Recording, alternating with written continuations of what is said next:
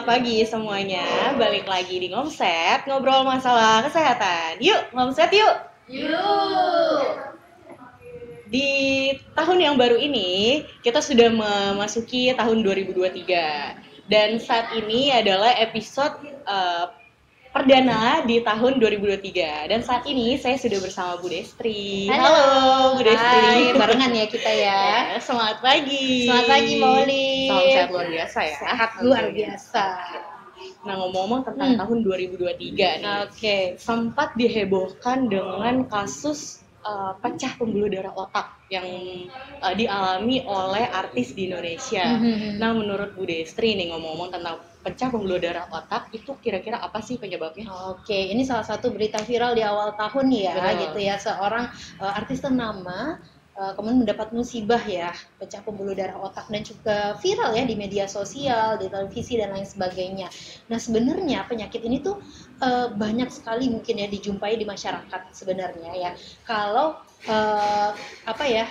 pecah pembuluh darah ini lebih familiar di telinga orang-orang dengan stroke gitu ya. Jadi pecah pembuluh darah, sebelum kita bahas apa sih penyebabnya, kita harus tahu dulu nih gitu ya penyakitnya ya.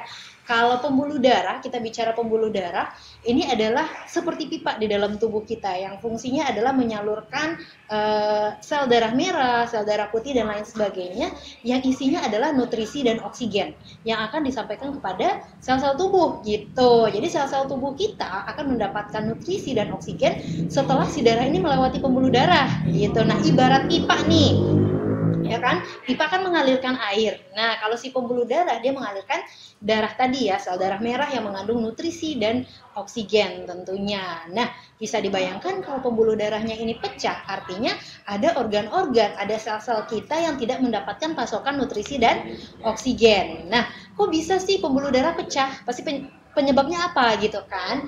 Nah, penyebabnya ini banyak banget sebenarnya. Nah, ibarat tadi pipa ya, pipa kan mengalirkan air. Kalau yang dialirkan air bersih, pasti pipanya juga akan bersih. Nah, coba bayangkan kalau pipa itu mengalirkan air yang kotor, misalnya ada lumpur dan lain sebagainya, pasti di pipa itu akan muncul kerak, benar nggak? Ya, kerak yang lama-kelamaan akan menutup si pipanya, sehingga si aliran airnya ini menjadi kecil. Seperti itu. Nah, seperti itu juga pembuluh darah kita. Nah, darah itu kan banyak sekali komponen di dalamnya. Di antaranya tuh selain sel darah merah ya, selain nutrisi dan oksigen, ada juga yang namanya kalsium, kemudian ada kolesterol, ada lemak, ada gula darah. Nah, semua komponen-komponen ini ketika pembuluh darah kita tidak sehat akan menumpuk di pembuluh darah. Nah, ketika dia menumpuk di pembuluh darah, lama-kelamaan diameter pembuluh darah ini akan mengecil gitu. Nah, sehingga si darah mau lewat sana tuh lebih susah gitu ya, lebih susah. Ditambah lagi dengan tekanan darah yang tinggi. Akibatnya apa? Akibatnya salah satunya adalah si pembuluh darah nih nggak sanggup lagi nih menahan. Nah, jadinya pecahlah si pembuluh darah. Nah, penyebabnya yang pertama, kok bisa sih darah kita ibaratnya kotor gitu, seperti tadi pipa yang mengalirkan air yang kotor. Yang pertama adalah dari pola makan.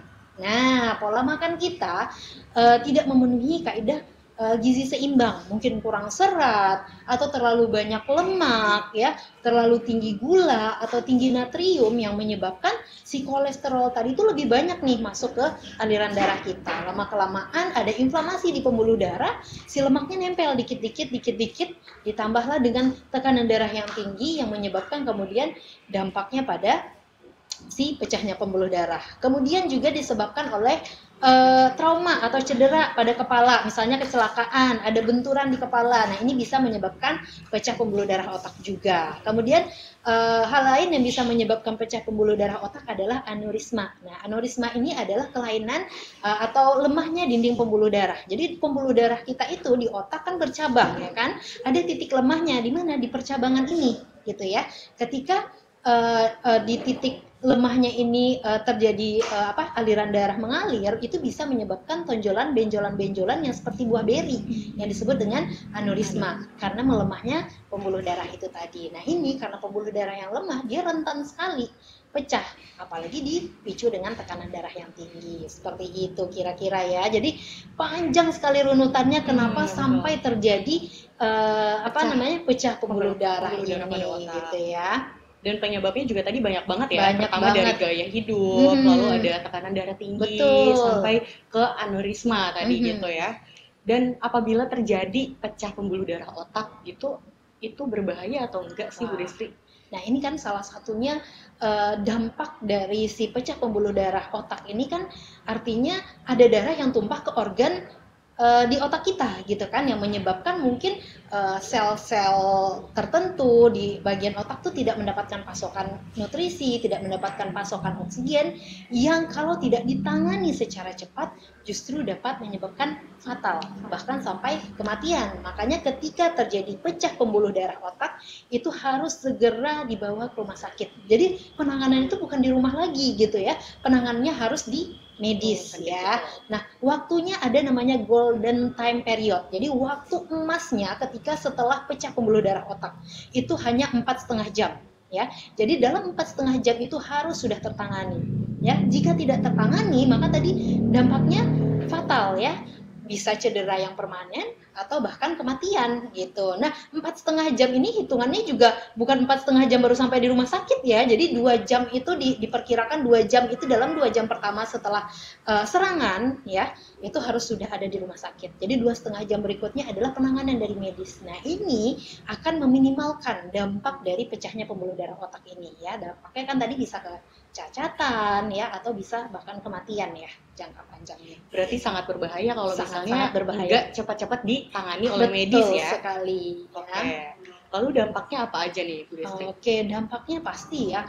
Yang pertama ketika pecah pembuluh darah otak. Artinya kan dampak pertama adalah ada organ tertentu yang tidak mendapatkan pasokan nutrisi dan oksigen, ya kan? Jadi aliran darah tuh nggak sampai nih ke bagian otak tertentu, yang pada akhirnya ini kalau tidak ditangani bisa menyebabkan koma, bahkan mungkin kecacatan ya. Kecacatannya ini bisa yang ringan, bisa sampai malah yang berat seperti itu ya, permanen istilahnya gitu. Atau mungkin orang lebih banyak mengenal kayak stroke ringan gitu ya, atau kelumpuhan gitu ya. Bahkan dampak yang paling parah itu yang tadi kematian ya. Jadi harus banget untuk segera ditangani ya.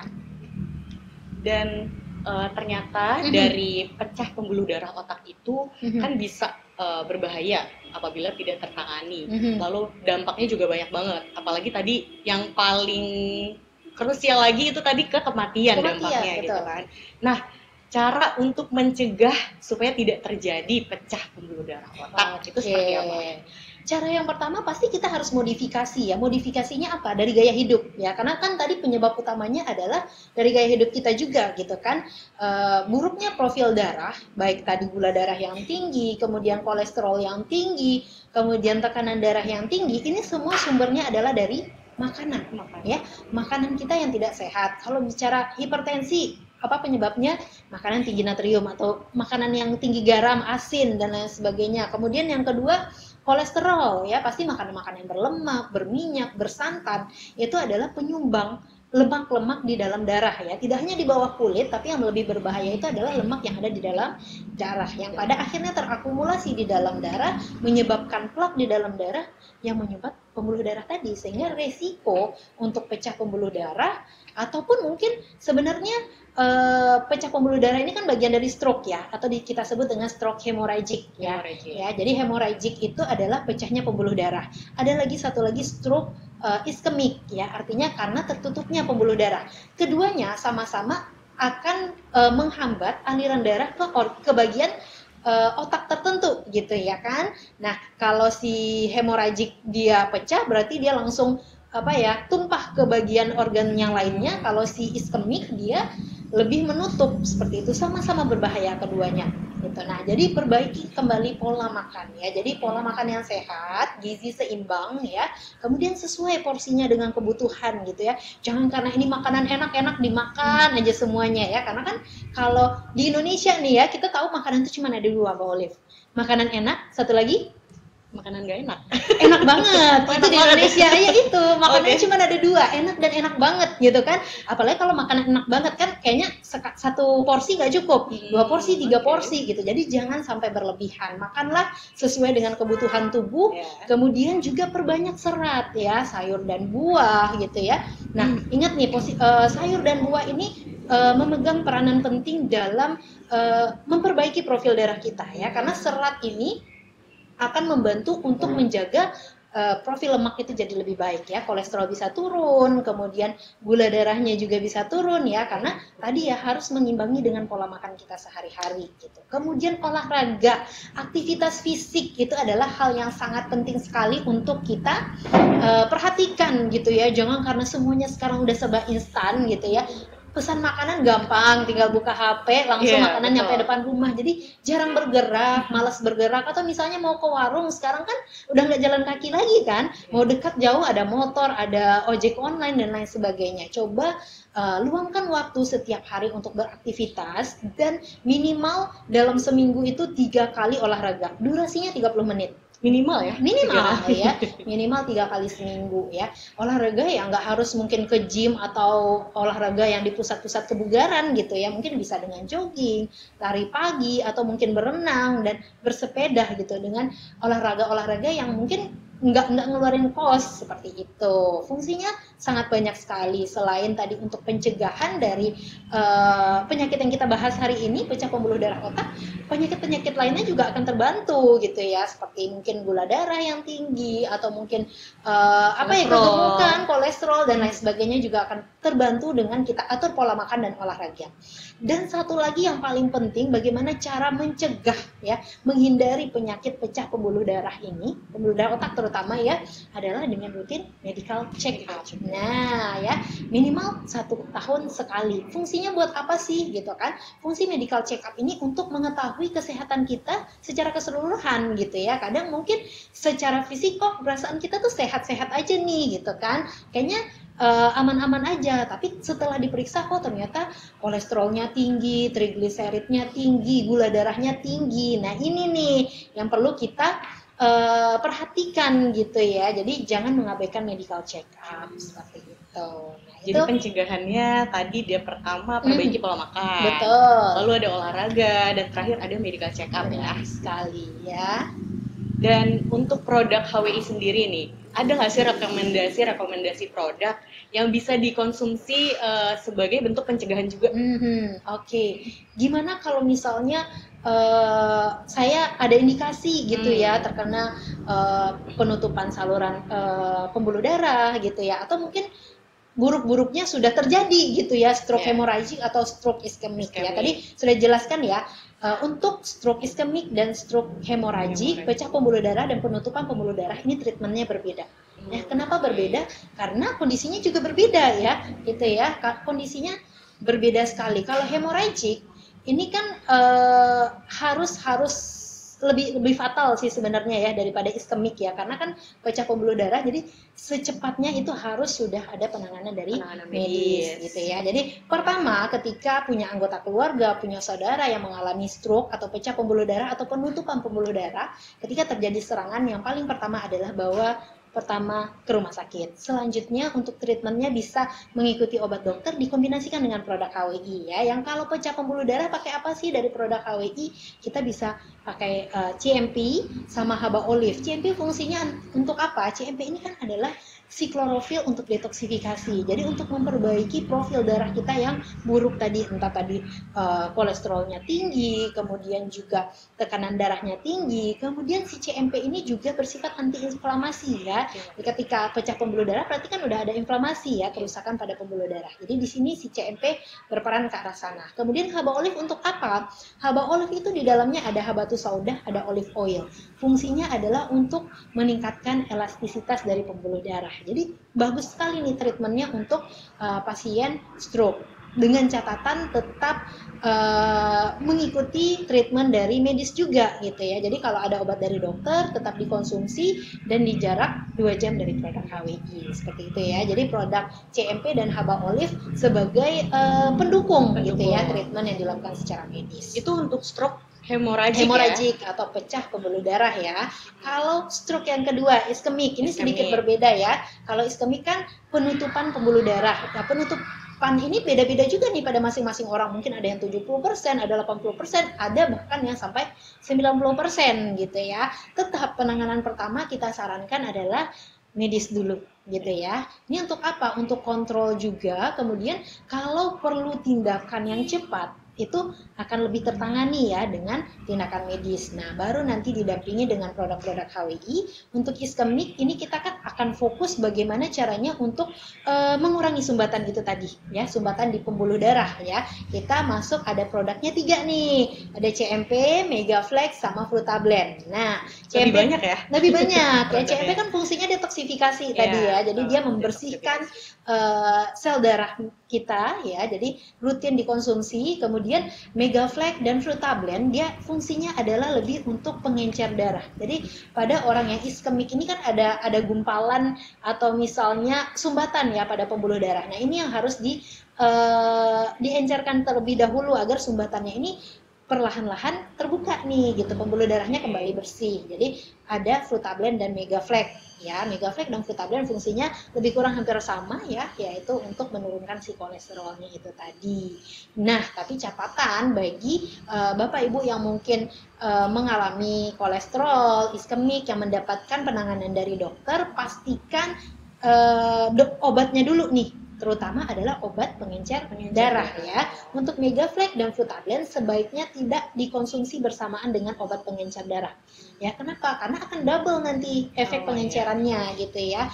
Karena kan fungsinya juga hampir sama. Jadi pilih salah satu. Selesaikan dulu obat dokter, baru nanti beralih ke produk Megaflex atau Frutablend. Sementara kalau mau dikombinasi bisa dengan CMP dulu gitu ya. Nanti setelah obat dokter untuk pengencer darahnya selesai pengobatan, baru nanti bisa beralih ke Frutablend atau Megaflex. Oke, tadi pertama dari stroke hemoragik dulu ya, berarti konsumsinya CMP dan haba olive. Dan untuk stroke iskemik itu CMP, Megaflex dan Frutablend ya. Dengan tadi catatan perhatiannya ya, ada perhatiannya untuk Bapak Ibu yang sudah mengonsumsi obat pengencer darah itu boleh diseling kali ya, diberi selingan dulu gitu. Atau mungkin bisa hari ini pengencer darah dari dokter, besok Megaflex, besok dari dokter, besoknya Megaflex. Jadi tidak bertemu dalam satu hari ini dua-duanya gitu. Dan untuk cara konsumsinya nih, berapa kali sehari untuk CMP haba olive dan Megaflex dan Frutablend ini? Oke, cara konsumsinya untuk hemoragik dulu ya. CMP-nya 3 kali 1, haba olive-nya 3 kali 1 sendok makan. CMP-nya bisa dikonsumsi sebelum makan, haba olive-nya setelah makan. Kalau ada konsumsi obat dokter, produk HWI yang akan mengikuti aturan dokter. Misalnya obat dokternya setelah makan, berarti 2 jam setelah obat dokter baru nih konsumsi produk HWI seperti itu. Jadi lebih fleksibel ya. Kemudian untuk stroke iskemik itu CMP, Megaflex dan Frutablend. CMP-nya 3 kali 1 sama ya. Kemudian Megaflex-nya 1 di pagi hari, Frutablend-nya 1 di malam hari. Seperti itu ya. Dengan catatan obat dokternya tadi ya. Obat dokternya tetap dilanjutkan. Hanya saja diberi jeda ya.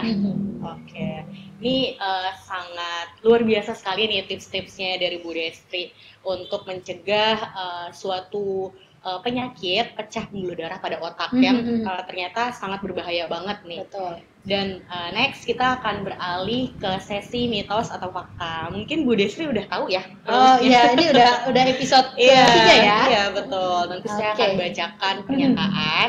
Nanti Bu Destri tinggal menanggapi aja kalau pernyataan itu adalah mitos atau fakta. Oke, kita mulai ya. Oh ya, kita propertinya dulu. Oh iya, propertinya saya serahkan dulu ke Bu Destri. Oke. Mitos fakta. Mitos atau fakta? Saya akan bacakan pernyataan yang pertama. Yang pertama adalah pecah pembuluh darah otak hanya menyerang lansia. Mitos atau fakta? Mitos ya. Mitos. Mitos. Nah, kalau dulu kita bicara tentang penyakit degeneratif ya. Jadi pecah pembuluh darah otak ini kan kita lebih membahasnya ke stroke ya. Jadi lebih pada serangan stroke-nya gitu ya. Mungkin dulu banyak orang-orang di usia 60 tahun ke atas, 70 tahun ke atas yang mengalami masalah pecah pembuluh darah. Tapi ternyata ya semakin berkembangnya zaman ya, kemudian kehidupan serba instan ditambah gaya hidup yang juga berubah, ternyata ke sini orang 20 tahunan pun juga sudah ada gitu yang terkena pecah pembuluh darah otak seperti itu ya. Jadi tidak hanya lansia ya, tapi mungkin lebih beresiko lansia gitu ya. Jadi sebagai anak muda, atur pola makan dan olahraga yang rutin untuk menghindari terjadinya pecah pembuluh darah otak. Kemudian juga tadi ada penyebabnya aneurisma ya. Karena kan ini kelainan pada pembuluh darah bisa jadi sudah bawaan seperti Iya, itu. betul. Nah, ini bisa jadi juga menyerang pada usia muda. Usia muda. Ya, Jadi tidak menutup kemungkinan kalau Betul. misalnya usia muda juga bisa terserang pecah pembuluh darah otak tadi ya. Jadi harus modifikasi gaya hidup Gaya ya hidup. agar kita terhindar dari semua penyakit degeneratif ya. Jadi penyakit degeneratif bukan lagi penyakitnya orang tua, tapi penyakit semua kalangan ya. Iya, betul. Karena zaman seiring bertambahnya zaman gitu ya. Jadinya nggak cuma menyerang lansia, tapi Betul. orang-orang dari umur 20 juga bisa terserang gitu ya. Oke, next. Selanjutnya, termasuk penyakit yang dapat dicegah. Oke, Mitos atau fakta? mitos atau fakta? Fakta ya. Oke, sebenarnya pecah pembuluh darah ini sangat-sangat bisa sekali dicegah ya. Pencegahannya seperti apa? Yang pertama dengan rutin medical check up ya. Rutin medical check up, jadi kita tahu riwayat kita, jadi bisa mengontrol pola makan, memperbaiki aktivitas fisiknya gitu ya.